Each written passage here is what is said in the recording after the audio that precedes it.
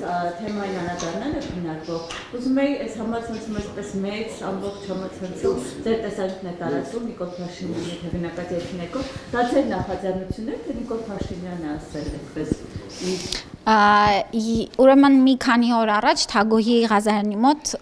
հարցազրույցի էինք եւ քննարկում էինք եւ այնտեղ քննարկման ժամանակ միտք ծագեց թե ինչու քանի որ երգելու կամ նվագելու շնորհք չունեմ այսպես քննարկեցինք որ ինչու ոչ բարի մի համար դնել եւ իմ նախաձեռնությունն էր մեր երիտասարդներն էլ սիրով միացան եւ միասին նման բան ենք նախաձեռնել դուր եկավ ձեզ թե ոնց Դե կատարումը շատ մեծ է հնչում, դա պար է, որը երիտասարդների հետ այո կբեմադրենք։ Մեկ օր։ Պարզապես տարօրինակ էր նախարարին, որը բավականին որը պարում է, որը մեծ համակարգ է ղեկավարում եւ բազմաթիվ խնդիրներ կա, տեսնել պարելուց այսպես ասենք, այդքան ժամանակ ունեիք այդտեղ հարցը։ Սիրելի գործընկերներ, այո, ես նաեւ քնում եմ, հաց եմ ուտում եւ երեխաներիս հետ եմ հեռախոսով շփվում, այո, երբեմն պարում եմ, դա անում եմ աշխատանքի դուրս երեկոյան ժամերի եւ ես կարծում եմ Ինձ թվում է կմիանա, ես կարծում եմ կմիանա եւ ես ձեզ ասեմ, երկար բարդ ծանր աշխատանքի հետ մարդը պիտի ունենա նաեւ այլ հետաքրքրություններ, գիրք կարդա, պարի, երգի, շփվի, որպեսզի կարողանա իր հոգեկան առողջությունը այսքան խնդիրներ կան այս ոլորտում հատկապես այս համակարգի ներդրման հետ կապված, բայց մենք նախարարը ինչով է զբաղվում, Նախարարը աշխատում է աշխատանքային ժամերից շատ ավելի երկար եւ այո նաեւ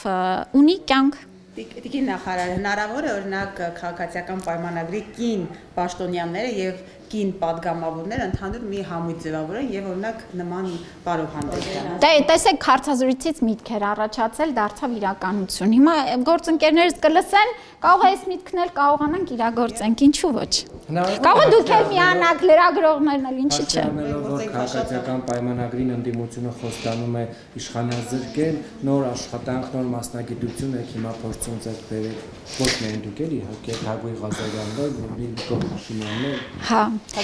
Տեսեք, գիտեք, ուրեմն ասեմ, ես մասնագիտական իմ ճանապարհը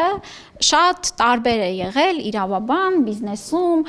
քաղաքական գործունեություն, հետագայում էլ վստահ եմ, որ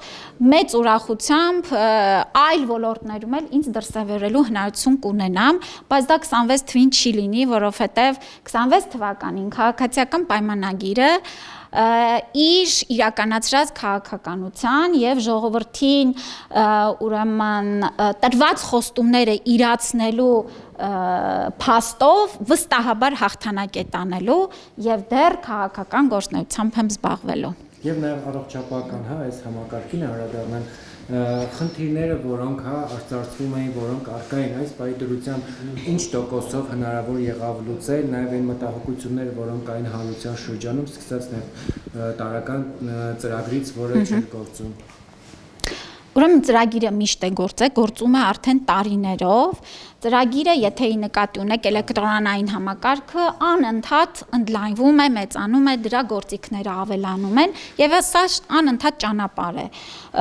Իհարկե մենք նորից եմ կրկնում այս մեծ բարեփոխման մեջ պիտի մեր քաղաքացիների, բժիշկների, բուժաշխատողների հետ միացյալ ենք աշխատում։ Մեզ համար շատ կարևոր է, ինչպես ասեցի, այս փորձառությունը այնպիսին դարձնել, որ առաջինը քաղաքացին բուժօգնության հասանելիությունը ամենակարևոր հարցն է, բայց այդ հասանելիությանը զուգահեռ նաև փորձառությունից գոհ լինի եւ այս աշխատանքը շարունակական է լինելու։ Մենք անընդհատ որոշակի փոփոխություններ ենք անում, լավացնում ենք, փոխում ենք եւ դիտարկումները մեր քաղաքացիների իրացնում ենք։ Սա է ճանապարհը։ Սա մի ծրագիր է, որի մասին գոհունակությամբ արտահայտվում է նաև ընդդիմադիրները, ասելով, որ սպասված է, բայց նաև միաժամանակ ասում են, որ դեռ համակարգը ամբողջությամբ պատրաստ չէր։ Դե հունվարի 1-ը եւ այս 1 ամիսը ցույց տվեցին, որ համակարգը պատրաստ էր եւ ըստ էության այս գիտեք ռիսկերի, այո, նման բարեփոխում իրականացնելու հանգամանքը միշտ ռիսկերի հետ կապված է եւ ես ուրախ եմ, որ մեր հավաստիացումները, որ ռիսկերը կառավարելի են, դրանք ուրեմն հաջորդիվ ծագած նոր խնդիրները կամ հին խնդիրների բացահայտվելը մեզ համար ընդունելի, ընկալելի ճանապարհ է եւ ես ուրախ եմ, որ ընդդիմությունն էլ տեսնում է, ընդգծում է այս կարևորագույն համակարգի ներդրումը։ Եվ նաև ընդդիմության կողմից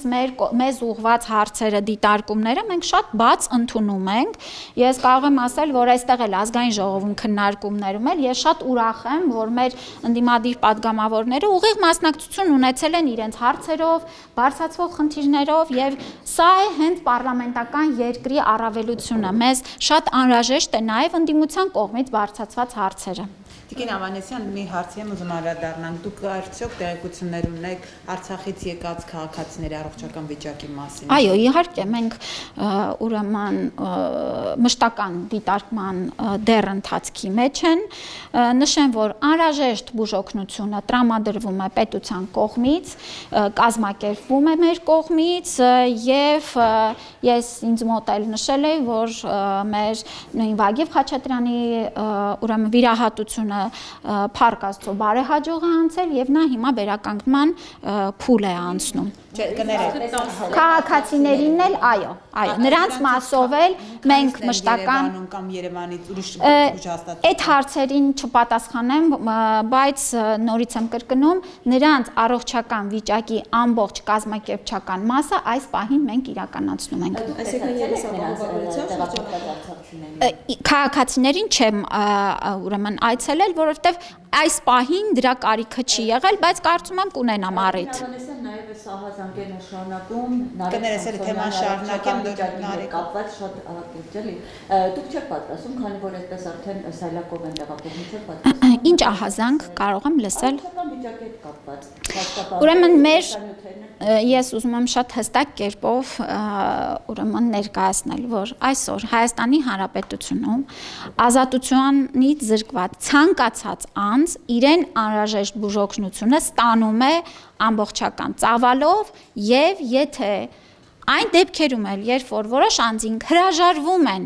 պետության կողմից տրամադրվող բուժօգնությունից, իրենց ընթացակարգին համապատասխան եւ ցուցման ու անհրաժեշտության պարագայում ստանում են բուժօգնությունը իրենց ցանկացած բժշկական կենտրոնում եւ այստեղ էլ ուզում եմ ընդգծել, որ Հայաստանի Հանրապետությունում օրենքի գերակայությունը եւ մոտեցումը մարդու իրավունքների եւ առողջության նկատմամբ անշեղորեն հետևում է պարոն Սամսոնյանը իր անհրաժեշտ բուժօգնությունը ստանում է եւ ավելացնելու բան չունեմ, քանի որ դա իր բժշկական գաղտնիքն է, կուզի ինքը կհրապարակի։ Շտապօգնության վերաբերյալ ես վերջերս նաեւ անդրադարձել եմ այդ խնդրին, որ յուրաքանչյուր 8-րդ զանգից հետո լինելու է վճարույթ, այստեղ նաեւ որոշակի բացումներ, բաց թողումներ կային նաեւ ԶՊՎ-ում պահվող անձանց վերաբերյալ, քննարկատարողական հիմնարկներում պահվող անձանց վերաբերյալ, ես գիտեմ, որ նաեւ շտապօգնության Երևանի տնօրենը ձեզ նամակ ով էր գրել գոնե հարցազրույցում ինձ նման բան ասել, որ որոշակի շտկումների կարիք կա, դրանք վերանայվելու են, որպեսզի խնդիրը։ Նայեք, ընդհանուր կանոնն է, որ շտապօգնության կանչերի, այո, մենք սահմանել ենք ելնելով նախորդիվ մեր ուրեմն վիճակագրական տվյալներից, որ մեկ անձին տարվա մեջ օբյեկտիվորեն քանի կանչն է, որ անհրաժեշտ է, բայց նորից եմ ուզում այս մասին հստակ նշել, որ սա ունի բացառություններ։ Այս կանոնը ունի բացառություններ, բացառություններն էլ սահմանված են։ Այո, եթե մարդու 8-րդ կանչը լրացել է, բայց ունենք օրինակ ճանապարհատրանսպորտային միջադեպ, տրավմա կամ հղի է կամ այլ իրավիճակներ, ապա սրանք բացառություններ են եւ անձը շտապօգնության ծառայությունից օգտվելու է։ Հարգելի գործընկերներ, մենք ունենք, ինչու ենք նաև այս որոշմանը գնացել, որտեղ ունենք ցավոք սրտի այս ծառայության խոշոր չարաշահումներ։ Մենք ունենք քաղաքացիներ, ովքեր որ հարյուրավոր կանչեր են իրականացնում, զրկելով այլ քաղաքացիների շտապօգնությունից օգտվելու իրավունքը եւ կյանք փրկելու խնդիր է առաջանում։ ԶՊՎ-ների եւ Այս բոլոր, այո, այս բոլորի մասով միանշանակ բացառությունների շրջանակում դրանք դիտարկվում են, որևէ անձ ըստ կարիքի շտապօգնությունից օգտվելու խնդիր չի ունենալու։ Իսկ նեղ մասնագետներին դիմելու սահմանափակումը ինչով է պայմանավորված։ Ընդհանրապես հարգելի գործընկերներ, ապահովագրական փաթեթները հենց ունենում են կոնկրետ շրջանակներ։ Փաթեթի արժեքը 129600 դրամ է տարեկան եւ մենք այդ գումարի շրջանակներում պիտի հաշվարկենք, որ ծառայությունները ինչ ծավալով կարող ենք տրամադրել։ Դրանով է պայմանավորված։ Այսինքն նույն ոլորտի հետ կապված օրինակ չգիտեմ ողնաշարային հիվանդությունների դեպքում նեղ մասնագետի մոտ Այո, նյարդաբան, սրտաբան, ապահովագրական փաթեթը տրամադրում է տարին 2 անգամ։ Դրանից ավելը արդեն անձը ինքն է վճարում։ Տիկին Ավանեսյան պարզապես մի հստակեցում 10 քաղաքացիներ էին եկել 10 առողջական վիճակի հետ կապված, այսինքն բոլորն այդ բուժհաստատություններում են թե Չէ, Ժորժ ջան, կարիքը չկա, որ մարդիկ լինեն բուժհաստատություններ։ Ես ասում եմ, որ նրանց առողջական վիճակի հետ կապված այսօրվա կազմակերպչական ողջ աշխատանքները մենք իրականացրել ենք եւ շարունակելու ենք իրականացնել։ Ըստ կարիքի։ Քանիսն են հիվանդանոցում։ Չեմ ասի, որովհետեւ սա էլ որ հիվանդանոցում են չեն։ Դե հա, մարդկանց առողջական բոլոր կարիքները բավարարվում են։ Ընդհանուր վիճակը իրեն։ Վիճակը բավարար է, նրանք առաջին ուրեմն հետազոտման փուլ են անցել, ըստ կարիքի քրոնիկ վիճակների մասով արդեն հաջորդիվ կարիքները կբավարարվեն եւ ըստ էության ինչ որ նրանց ընթացիկ խնդիրները լինեն, մենք կկազմակերպենք այս առաջիկա ժամանակ գոնե։